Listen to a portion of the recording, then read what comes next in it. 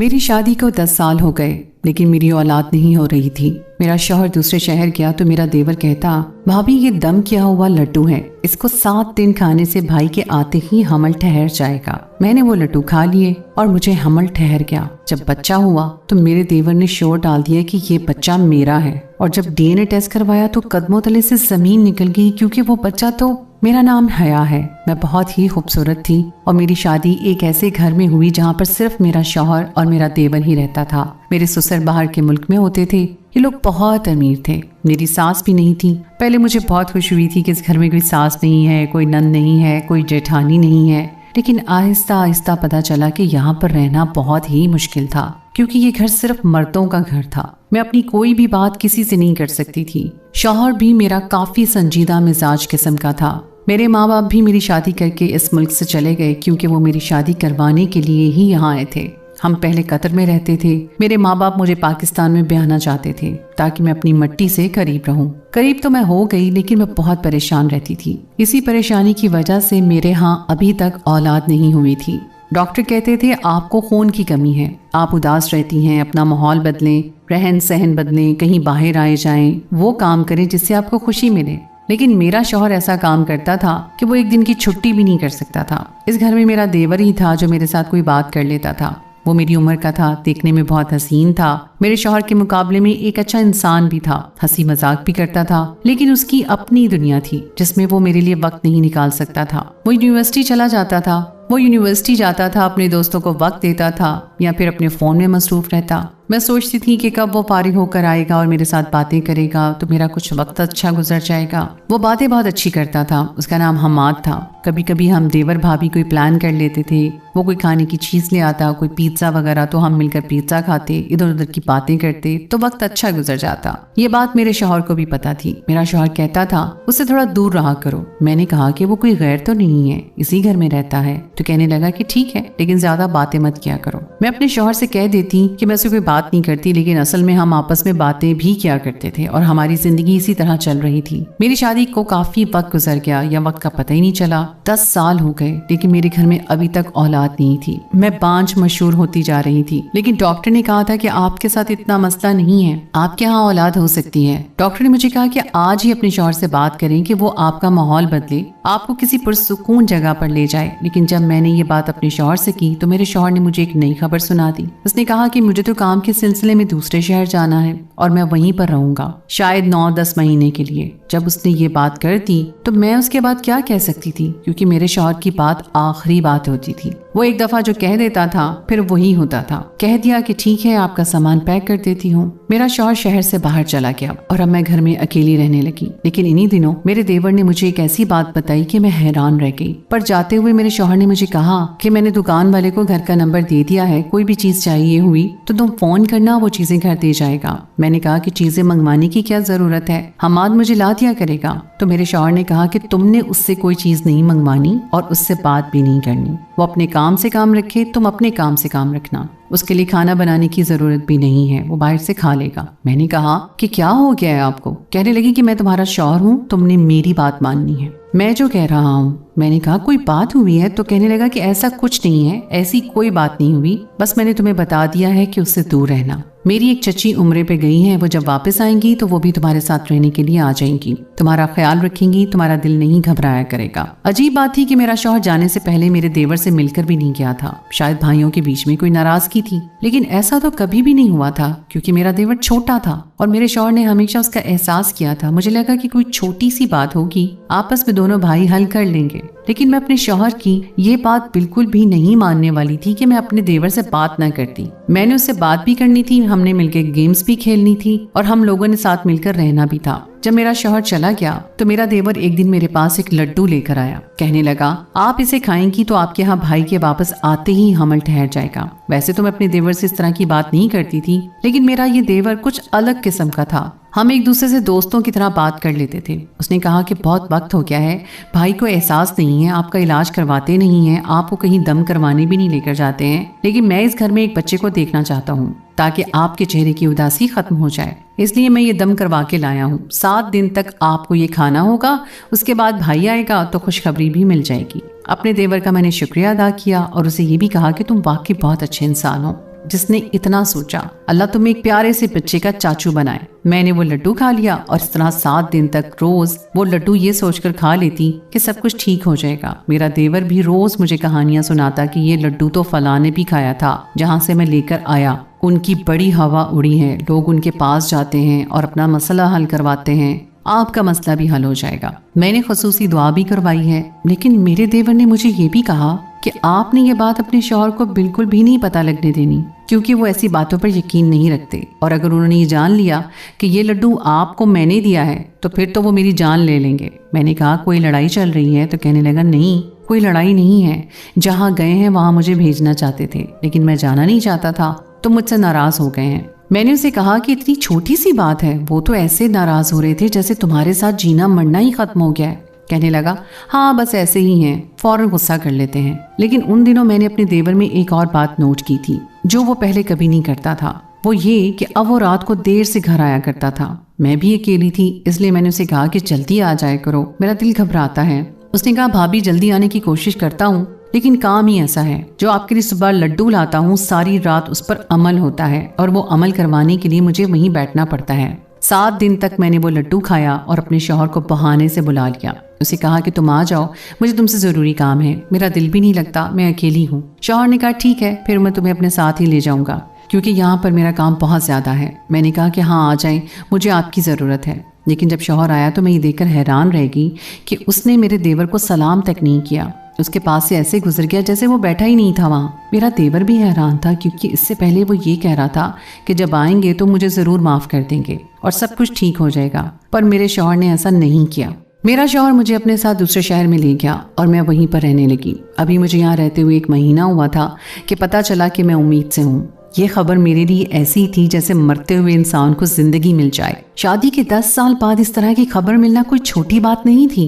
मैं बहुत ज्यादा खुश हो गई। मैंने अपने शौहर को लड्डू वाली बात तो ना बताई, लेकिन अपने देवर को ये बात जरूर बताना चाहती थी। मैंने कहा कि जब तक बच्चा पैदा नहीं होता हम उसी शहर में रहेंगे। मेरा शौहर भी बहुत ज्यादा खुश था। जब अपने देवर को कॉल की, नंबर मिलाया तो उसका नंबर बंद जा रहा था। मैंने घर के नंबर पर कॉल की तो नौकर ने नंबर उठाया और कहा कि छोटे साहब घर पे नहीं है और उनका फोन गुम हो गया है। मैं अपने देवर को ये बात बता ना सकी, लेकिन मैंने उसके लिए मैसेज जरूर छोड़ दिया कि वो कभी ना कभी देख लेगा। शौहर ने कहा कि किसको मैसेज कर रही हो? तो मैंने कहा आने वाले बच्चे के चाचू को। वो कहने लगा कि कोई जरूरत नहीं है चाचू कहने की, उसका हमसे कोई भी रिश्ता नहीं है। मैंने कहा क्या मतलब कोई रिश्ता नहीं है, ऐसा क्यों कह रहे हैं आप? मेरे शौहर ने कहा कि उसने कारोबार में बहुत बड़ा नुकसान किया है, इसलिए मैंने उससे सारे रिश्ते खत्म कर दिए हैं, उसे उसका हिस्सा दे दिया है और अब वो अपने हिस्से पे ही जिंदा रहेगा।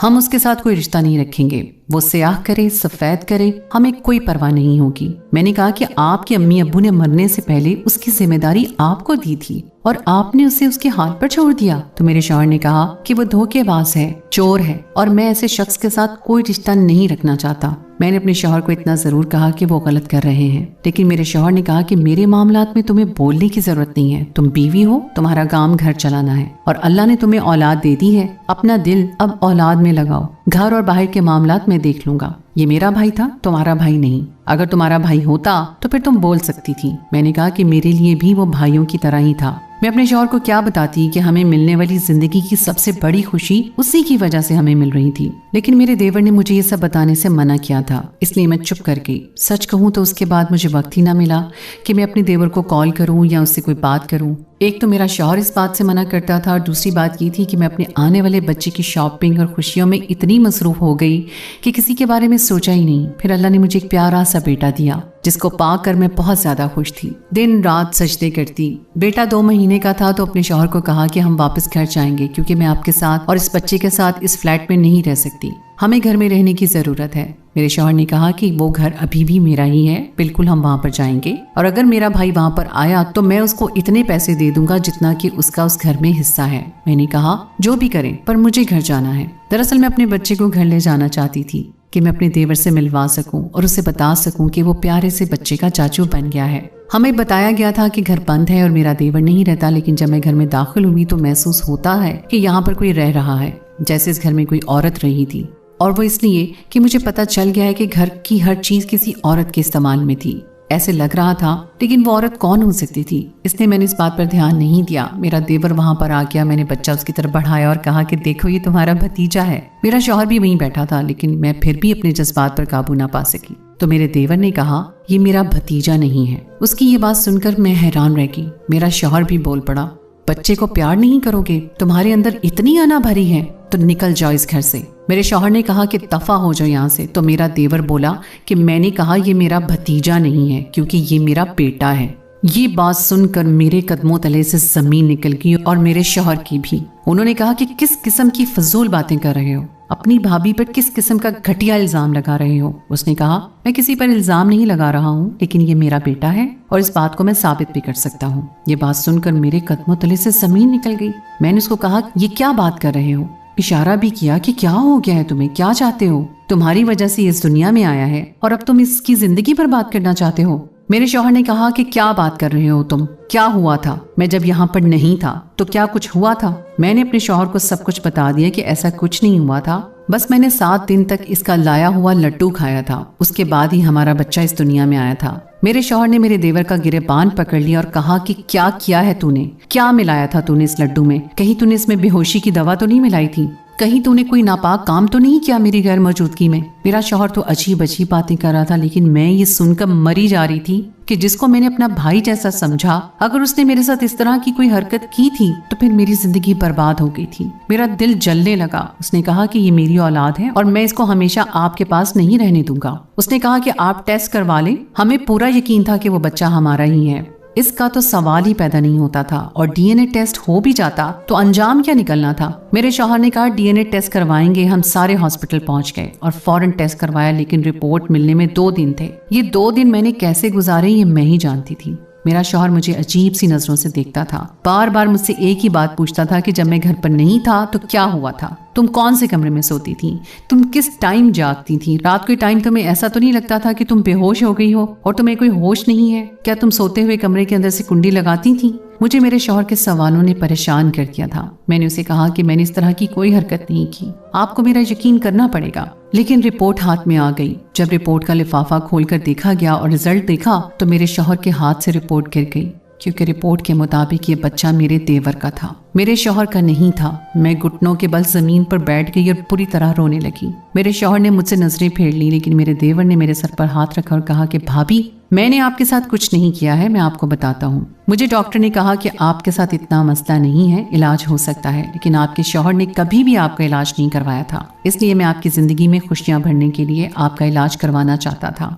लेकिन मैं एक लड़की के साथ मोहब्बत करता था और उसे शादी कर चुका था, इसलिए मैंने पैसे चुराए थे, क्योंकि वो बहुत बीमार रहती थी, लेकिन वो फिर भी हमारा बच्चा पैदा करना चाहती थी। भाई ने मेरे साथ झगड़ा किया, मुझे इसकी वजह से सब कुछ मेरे से छीन लिया। वो लड़की भी इस दुनिया में नहीं रही, लेकिन उसका बच्चा इस दुनिया में आ गया। और वो उसी दिन मुझे पता चला कि आपके हाथों मुर्दा बच्चे की पैदाइश हुई है। आपका बच्चा इस दुनिया में आने से पहले ही जा चुका था। लड्डू वाली बात सिर्फ एक बहाना थी, उसमें आपको दवाई मिलाकर देता था। वो दवाई बहुत ही खास थी और बहुत दूर से लाई गई थी, और मुझे यकीन है कि उसका असर जरूर होगा। और असर हुआ, क्योंकि आपने अपना दिमाग बना लिया था। बस उसको किस्मत कहें या जो भी, आपके यहाँ हमल तो हो गया, लेकिन आपका बच्चा बहुत कमजोर था, दुनिया में आते ही मर गया। इस बच्चे की जगह मैंने अपना बच्चा रख दिया, क्योंकि मैं आपके साथ भलाई करना चाहता था, और ये भलाई मैं सिर्फ आपके लिए कर रहा था, आपके शौहर के लिए नहीं। लेकिन फिर मुझे पता चला कि आपके शौहर ने मेरे साथ कोई भला नहीं किया और मुझे जायदाद से मुकम्मल तौर पर आग कर दिया। इसलिए बदला लेने की खातिर मैं आपसे अपना बच्चा वापस छीनने के लिए आ गया। मैं इसके बगैर नहीं रह सकता, क्योंकि मेरे पास तो अब यही रह गया है। आपके शौहर ने सब कुछ अपने नाम कर लिया है। मेरे देवर की आंखों में आंसू थे, वो बहुत रो रहा था।